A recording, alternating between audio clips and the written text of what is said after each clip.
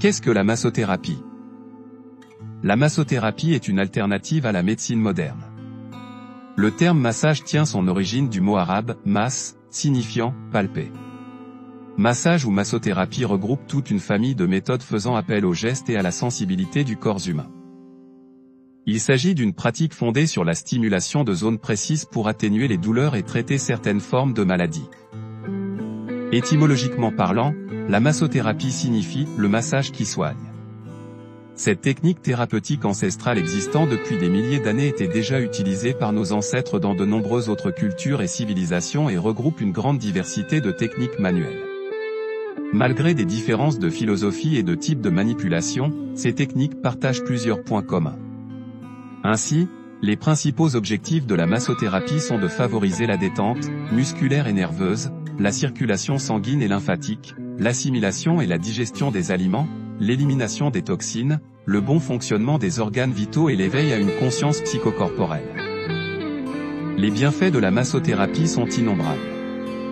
Elle est source de bien-être, de beauté, de détente mais surtout de santé. Elle renforce le système immunitaire et a un effet à la fois physique et psychologique.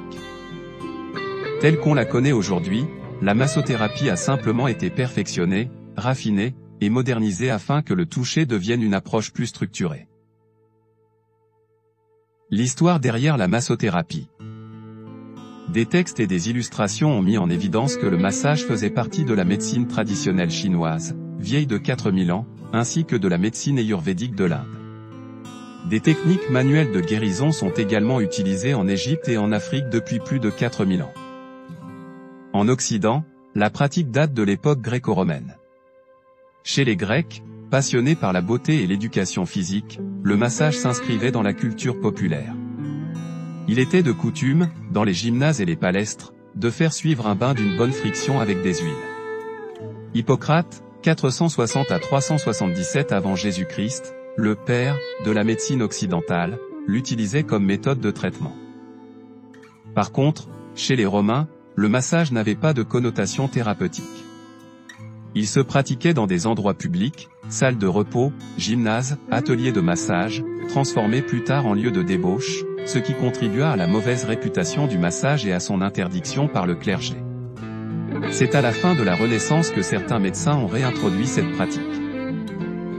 Depuis la découverte de la circulation sanguine par Harvey, au XVIIe siècle, la massothérapie s'est graduellement intégrée dans les soins de santé. À partir des années 1960, après quelques décennies de domination de la technologie et de la pharmacologie en médecine moderne, on a assisté à une renaissance d'une médecine plus holistique, comprenant les techniques de massage et de travail corporel.